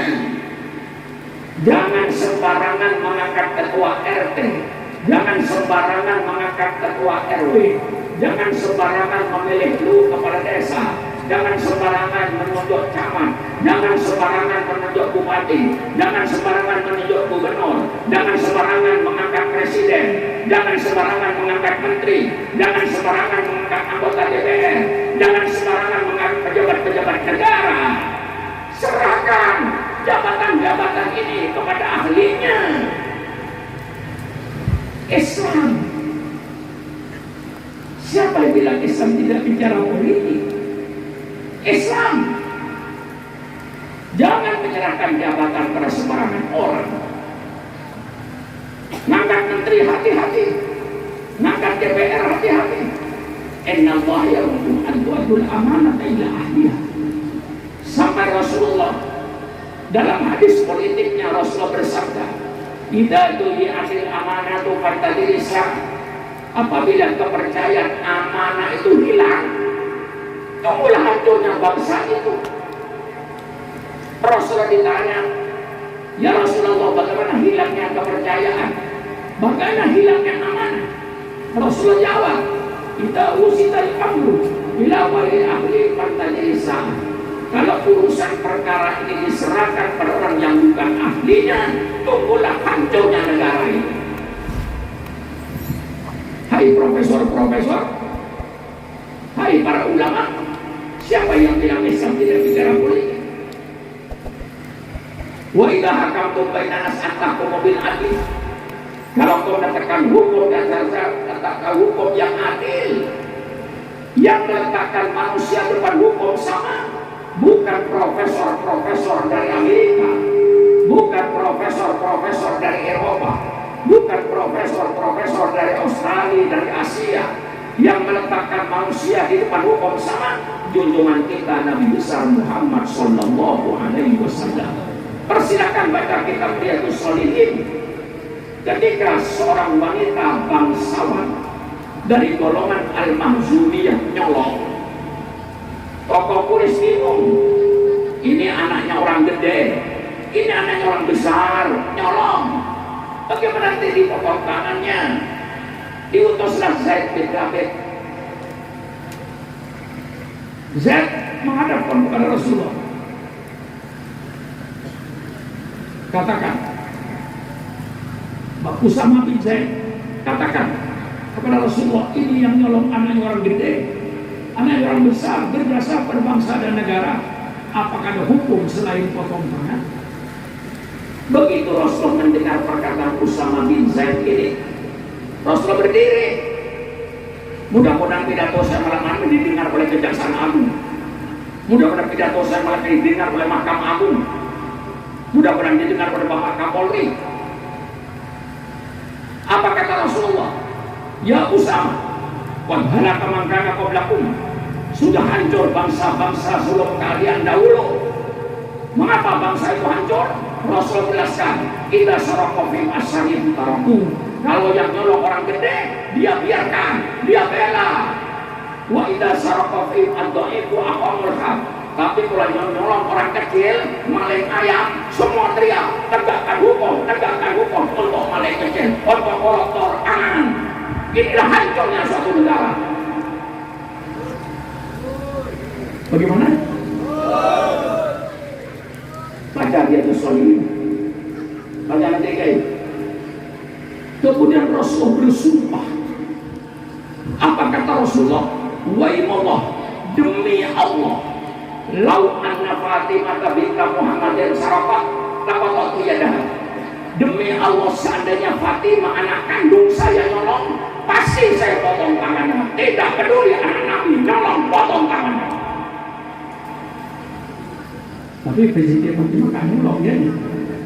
Lau kata Allah, seandainya anak saya Fatimah yang saya cintai nyolong, saya potong tangannya. Berarti yang meletakkan manusia depan hukum sama adalah Rasulullah Sallallahu Alaihi Wasallam, bukan profesor-profesor ahli hukum. Politik sampai Rasulullah memperingatkan kepada kita semuanya ini. Allah memperingatkan supaya kita buang akhir. Sampai apa firman? La yajrimannakum sana'anu qaumin ala alla ta'dilu i'dilu. Janganlah karena kebencianmu pada satu golongan, janganlah karena kebencianmu pada satu kaum yang mendorong engkau lalu berbuat tidak adil. Karena benci pada satu kaum, walaupun tidak salah, masukkan penjara. Karena senang pada satu kaum, biar korupsi dibela. Inilah hancurnya bangsa. Ini Quran. La yajrimannakum sana'anu qaumin ala alla ta'dilu i'dilu. Jangan akan kebencian kau pada satu kaum sehingga mendorong engkau untuk berbuat tidak adil. Ini banyak terjadi. Karena benci pada satu kaum dicari-cari kesalahan, tidak salah pun di penjara. Tapi sebaliknya, karena kan senang sama satu kawan, biar dia korupsi gede, tetap aja dia bebas tidur di hotel. Alhamdulillah. Ini Islam berbicara soal politik, keadilan. Ini Islam berbicara. Pilihlah pemimpin yang beriman dan bertakwa kepada Allah. Kadang ada istilah dalam pemilihan umum, jangan bawa identitas. Itu bertentangan dengan naluri manusia. Justru kita ini bangga dengan identitas. Orang Bugis bangga dengan Bugisan, dengan segala kekurangan orang Bugis. Saya orang Madura, bangga dengan Madura saya, dengan segala kekurangan orang Madura. Orang Jawa bangga dengan Jawanya, orang Sunda bangga dengan Sundanya, apalagi agama. Saya pasti dalam pemilihan umum akan membawa agama saya. Persilakan kakak, saya akan menganjurkan, hai bangsa Indonesia, pilihlah pemimpin yang beriman dan bertakwa kepada Allah.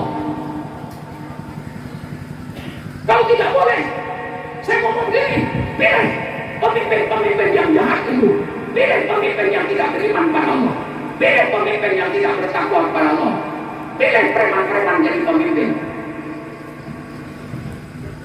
Kalau saya tidak boleh bawa identitas, pilihlah pemimpin yang jujur. Siddiq, ini Islam. Siddiq amanah taqi fatwa. Ini Islam. Pilihlah pemimpin yang jujur. Kalau saya tidak boleh bawa identitas, memilih pemimpin yang jujur, pilihlah pemimpin pembohong. Betul? Pilih pemimpin pembohong. Kalau saya tidak boleh berkata, pilih pemimpin yang jujur, pilih pemimpin yang amanah, yang terpercaya. Kalau ini semua tidak boleh, pilihlah pemimpin pengkhianat. Pilihlah pemimpin yang takdir, pemimpin yang selalu menyampaikan kebenaran. Kalau ini tidak boleh, pilihlah pemimpin-pemimpin pembohong. Pilihlah pemimpin yang fakona, pemimpin yang pandai, pemimpin yang pinter, pemimpin yang cerdas. Kalau ini tidak boleh, pilih pemimpin yang goblok. Bagaimana Pak Polisi? Hah? Lah inilah yang aneh-aneh sekarang ini. Tidak boleh bawa identitas. Saya yakin bagaimanapun Pak Lurah, orang Bugis pasti ingin punya pemimpin orang Bugis. Jangan mengingkari. Betul? Saya seorang orang Madura, dengan segala kekurangan orang Madura, pasti saya ingin punya pemimpin yang orang Madura. Orang Jawa pun sama, ingin punya pemimpin yang orang Jawa. Maka Presiden Indonesia itu Jawa terus. Mengapa Jawa terus? Kan orang Jawa yang banyak, 60% penduduk Indonesia Jawa, 40%-nya baru Madura, Sunda, Melayu, 60% Jawa. Maka kalau di Indonesia Presiden selalu Jawa, itu tidak salah. Saya tidak komplain. Kalau di Papua gubernurnya selalu orang Katolik, saya tidak komplain, wajar. Karena penduduk Papua itu mayoritas Katolik. Kalau di Bali gubernurnya orang Hindu, saya juga tidak komplain, wajar. Mengapa? Di Bali mayoritas orang Hindu. Kalau gubernurnya Hindu, pantas. Kalau di Papua Hindu, gubernurnya Katolik, pantas. Kalau di Madura bupatinya Islam, pantas. Aneh kalau di Madura ada bupatinya bukan Islam. Lucu. Ini namanya pidato jujur. Jangan bersifat munafik. Ini Islam. Inilah peraturan-peraturan Islam. Pertanggungjawaban, malah ancaman politik dalam Islam ada. Man yassar illahu lahu rakyatan, yamutu yauma yamutu wa huwa wasun li rakyatihi haramallahu alaihi jannah. Baca Bulughul Maram bab terakhir. Barang siapa yang Allah jadikan pemimpin, kemudian pemimpin ini mati, ketika mati sedang berkhianat kepada rakyatnya, pemimpin yang sudah dijamin haram masuk surga.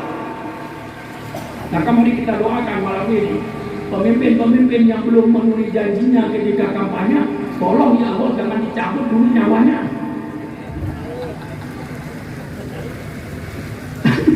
Ya kan?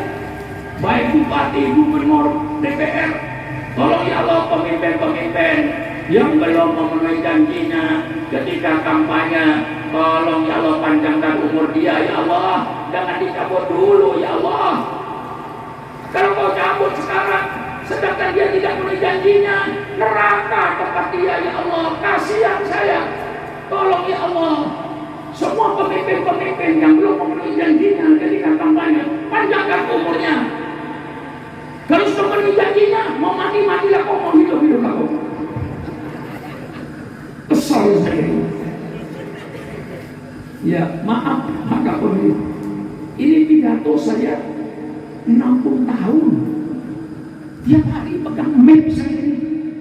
Belum ada tanpa hari, tanpa map di depan saya. 60 tahun. Umur saya sekarang, Bu, kelihatannya saya muda apa tua, Bu? Bu, tua apa muda? Jangan macam-macam jawaban Bu. Yang bilang tua, terima kasih, itu yang benar. Yang bilang muda, itu jelas naksir saya perempuan. Itu namanya perempuan mata keranjang. Sudah tua saya ini. Umur saya sudah masuk 83, Bu. 83 umur saya ini. Di antara kiai lintas presiden. Mulai Bung Karno saya sudah pidato. Melawan Bung Karno saya. Itu yang saya lawan Bung Karno. Tentu Pak Lurah gak tahu. Yang saya lawan dengan Bung Karno itu dua. Satu, land reform. Orang tidak boleh punya tanah lebih dari 3 hektar, walaupun warisan, walaupun beli. Saya lawan itu tidak benar. Melanggar hak asasi manusia. Lalu Bung Karno mau bikin BTI, Barisan Tani Indonesia, mau dikasih senjata. Disebut angkatan kelima. Saya jawab, kalau BTI yang PKI itu dikasih senjata, semua santri dikasih senjata. Biar kalau perang seimbang. Itu selalu itu. Lintas presiden mulai presiden pertama sampai sekarang, tugas saya tidak pernah berubah. Ditawar DPR pernah dapat kursi, saya tolak. MPR saya tolak. Disukan Menteri Agama saya tolak. Saya mau jadi kiai. Amat malu perhimpunan di negara ini. Saya tidak tertarik dengan DPR yang gajinya 60 juta, yang gajinya 100 juta. Itu saya dapat kursi, saya buang, saya kasih orang. Dapat anggota MPR, saya kasih orang. Disukan jadi Menteri Agama, saya buang. Cukup saya ini, amat malu dari muka hidup saya. Maka sampai sekarang kadang-kadang kesel saya ini 60 tahun pidato kayak begini. Oleh sebab saya masih tidak putus asa untuk memperbaiki negara ini. Peradaban Islam, man waliya min amri ummati fasaqu alaih fasqu alaih. Barang siapa yang memegang urusan umatku, termasuk Pak Lurah, maaf, termasuk ketua RT, ketua RW, termasuk camat, bupati, presiden, termasuk menteri. Man waliya min amri ummati, barang siapa yang memegang urusan umatku, fasaqu alaih, kemudian dia mempersulit urusan umatku, fasqu alaihi yaumil qiyamah. Pemimpin semacam itu kata Rasulullah nanti akan dipersulit di ada masalah. Usikum wa iyaya binafsi bitaqwa Pak Lurah. Jangan mempersulit urusan rakyat. Nanti akan dipersulit sampai di hari kiamat. Pak Kapolri, jangan mempersulit urusan umat. Kalau bisa dipermudah, mengapa dipersulit? Ini peradaban Islam. Jangan sebaliknya. Mengapa kalau bisa dipersulit, kalau dipermudah? Itu setan. Tegas. Tegas. Tegas. Man waliya min amri umami fasaqqa alaihi fasqu alaihi. Barang siapa yang mengganggu urusan umatku, RT, RW, lurah, camat, bupati, wali kota, gubernur, presiden, menteri, DPR, pejabat tinggi negara, jangan mempersulit urusan rakyatmu. Kalau bisa dipermudah, jangan dipersulit. Ini kadang-kadang pikirannya, kalau bisa dipersulit, mengapa dipermudah? Setan. Peradaban Islam tidak seperti itu. Peradaban Islam kalau bisa dipermudah, jangan dipersulit. Ini Islam bicara soal politik, Islam bicara soal ekonomi, supaya pelaku-pelaku ekonomi itu orang yang berakhlak, supaya pelaku-pelaku politik orang yang berakhlak. Inilah Islam bicara soal politik. Yang kadang-kadang kata Hasan Asari tadi, politik itu kotor, politik itu jahat, salah. Kalau politik itu jahat, politik itu kotor, kotor. Fakultas Sosial Politik, seluruh perguruan tinggi di Indonesia yang membuka Fakultas Sosial Politik kotor. Kalau politik itu jahat, politik itu tidak jahat. Yang jahat pelaku politik. Mari klarifikasi. Politik itu tidak jahat. Politik itu ilmu yang terpuji. Ilmu politik itu suatu ilmu yang mempelajari bagaimana cara mengatur suatu negara. Itu namanya ilmu politik. Kalau kiai ingin tahu ilmu politik, baca kitab Al-Ahkam As-Sultaniyah, hukum tata negara yang disusun oleh Imam Mawardi. Baca kitab Al-Ahkam As-Sultaniyah, hukum tata negara yang disusun oleh Imam Abu Ya'la Madzhab Hambali. Baca kitab Fiqh Siyasah yang disusun oleh Imam Ibnu Taimiyah. Baca lagi yang termodern yang disusun oleh Profesor Dr. Kondowi, nama kitabnya Fiqhud Daulah, Fiqh berbagai bernegara. Sekarang banyak lagi kitab-kitab tentang fikih politik ini. Di situ semua mengajarkan politik yang sopan, politik yang bermoral, politik yang berakhlak. Maka Islam bicara soal politik supaya pelaku-pelaku politik, orang-orang yang berakhlak. Sekarang banyak pelaku politik yang tidak bermoral. Berapa banyaknya bupati yang masuk penjara? Berapa banyaknya gubernur yang masuk penjara? Berapa banyaknya menteri yang masuk penjara? Disampaikan menteri yang baik, disampaikan gubernur yang baik, dijabat bupati yang baik, tapi berapa bupati yang masuk penjara? Berapa gubernur yang masuk penjara? Berapa menteri yang masuk penjara? Berapa ratus anggota DPRD sampai DPR pusat yang masuk penjara? Maka Islam bicara politik supaya pelaku-pelaku politik ini orang-orang yang berakhlak, orang-orang yang bermoral. Innama bu'itsu liutammima makarimal akhlak. Islam bicara soal ekonomi supaya pelaku-pelaku ekonomi di pasar-pasar orang yang berakhlak. Jangan sampai pelaku-pelaku ekonominya orang preman, penipu, hancur pasar. Inilah maka Islam bicara soal rumah tangga supaya anggota rumah tangganya orang yang berakhlak. Islam bicara soal RT RW supaya masyarakat yang menduduki RT RW masyarakat yang berakhlak, masyarakat yang bermoral. Islam bicara soal ekonomi supaya pelaku-pelaku ekonomi orang-orang yang berakhlak, orang-orang yang bermoral. Islam bicara soal politik supaya pelaku-pelaku politik mulai wali kota, bupati, gubernur, presiden, menteri, anggota DPR, pejabat tinggi negara, orang yang bermoral, orang yang berakhlak. Ini yang kita harapkan oleh bangsa Indonesia. Saya kira cukup sekian. Loh, 2 jam Pak Kapolres saya pidato ini. Iya, hampir 2 jam saya pidato. Kalau nggak lebih 2 jam, apa? 2 jam lebih. Padahal umurnya 83. Ya, alhamdulillah saya dapat berita kalau dari orang Pontianak mau bikinkan rumah saya di Jakarta. Oh, ya, terima kasih. Kalau Anda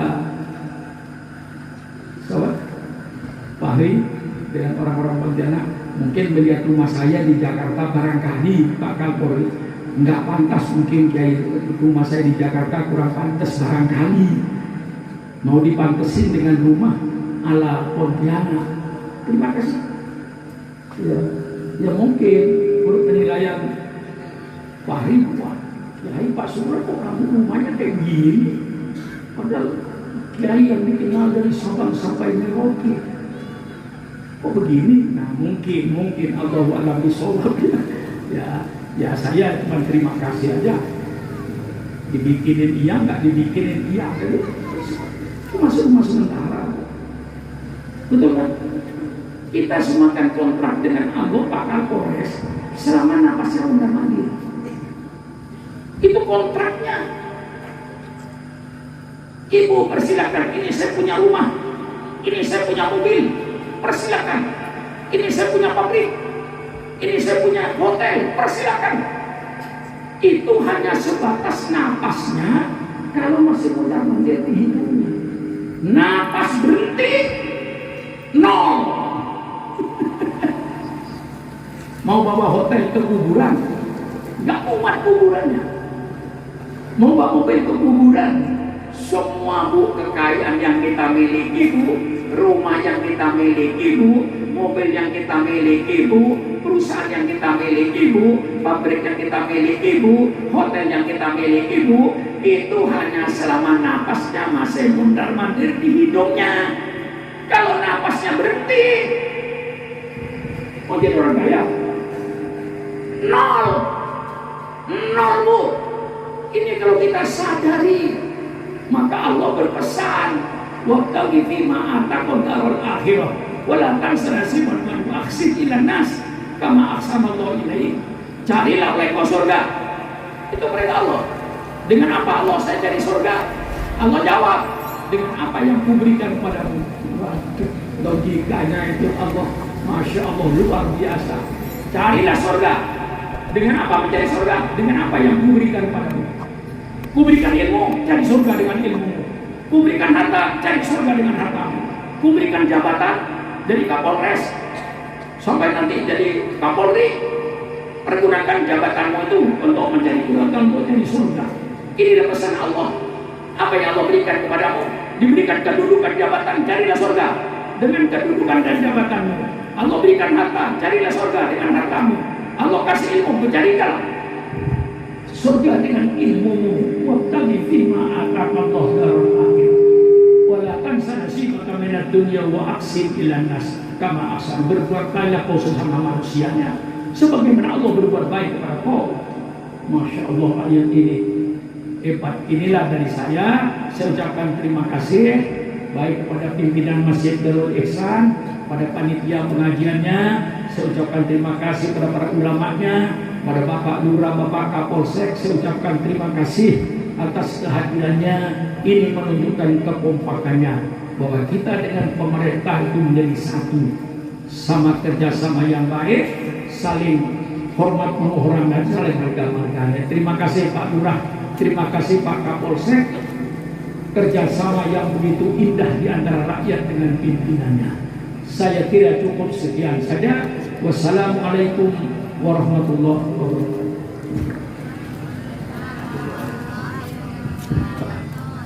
Sudah disuruh pidato, suruh doa lagi. Iya, untuk saya ini bermadzhab Syafi'i. Kalau saya nggak bermadzhab Syafi'i, saya tolak itu. Karena Imam Syafi'i berwasiat begini, at-thaifu mayit. Tamu itu kayak mayit, artinya nurut sama tuan rumah. Mayit kan nurut, dimandiin nurut, dibungkus nurut, dimasukkan kurung batang nurut, masukkan kuburan. Kalau di Pontianak ada orang dimandiin, kemudian kakinya nyepak-nyepak, tidak ada, suruh mandi sendiri. Taat, ya saya taat lah. Jangan disuruh langsung berdoa, baiklah. Mari kita baca Fatihah dengan niat, mudah-mudahan para alim ulama, guru-guru kita, dan keluarga-keluarga kita yang telah dipanggil oleh Allah Subhanahu wa Ta'ala, mudah-mudahan Allah menerima amal soleh mereka. Mudah-mudahan Allah mengampuni dosa-dosa mereka. Dan mudah-mudahan kita yang dipanjangkan umur selalu mendapat taufik, mendapat hidayah dari Allah Subhanahu wa Ta'ala, dijauhkan dari ajaran-ajaran, aliran-aliran yang menyesatkan. Mudah-mudahan kita tetap berjalan di atas Islam ahli sunnah wal jamaah. Mudah-mudahan kita yang dipanjangkan umur ini dipelihara oleh Allah, dijaga oleh Allah dari segala macam-macam penyakit sedang melanda di permukaan bumi ini. Dan mudah-mudahan Allah memudahkan segala urusan kita, baik urusan dunia kita maupun urusan akhirat kita. Al-Fatihah min niyatil qabul wa tamami kulli su'lin wa ma'mur wa ala kulli niyatin sholihah wa ila hadratin nabiyil mustafa Muhammadin sallallahu alaihi wasallam. Al-Fatihah. A'udzu billahi minasy syaithanir rajim. Bismillahirrahmanirrahim. Alhamdulillahirabbil alamin. Arrahmanir rahim. Maliki yaumiddin. Iyyaka na'budu wa iyyaka nasta'in. Ihdinas siratal mustaqim. Siratal ladzina an'amta 'alaihim ghairil maghdubi 'alaihim waladdallin. Amin. Allahumma bihaqqil Fatihah wa bi sirril Fatihah wa bi karamatil Fatihah wa bi barakatil Fatihah wa bi jahi man unzila alaihil Fatihah. Ya farijal haq, ya kashifal wah, ya mani ahdi yaghfir wa yarham. Allahumma lakal hamdu syukra wa lakal mannu fadla wa anta rabbuna haqqa wa nahnu abiduka liqa wa anta lam tazalli dalika ahla. Allahumma ya muyassir kulli asir wa ya jabir kulli kasir wa ya sahiba kulli farid wa ya mughni kulli faqir wa ya muqawwi kulli dhaif wa ya ma'mana kulli khaif. Yassir alaina kulla asir fataysirul asir alaik yasir ya man la yahtaju lil bayan wa tafsir. Hajatuna ilaika kathir, hajatuna ilaika kathir, hajatuna ilaika kathir, wa anta alimun biha wa basir. Ya muyassir kulla asir fataysirul asir alaik yasir. Allahumma saqqil ya Allah umurana wa umur man yuhibbuna wa umur man yusaiduna wa umur man yahdumuna wa umur man dakhala baitana wa umur muslimin wal muslimat wal mu'minin wal mu'minat al ahya'i minhum wal amwat. Rabbana atina fid dunya hasanah wa fil akhirati hasanah wa qina adzabannar. Subhana rabbika rabbil izzati amma yasifun wa salamun alal mursalin walhamdulillahi rabbil alamin. Taqabbalallahu minna wa minkum. Allahumma taqabbal ya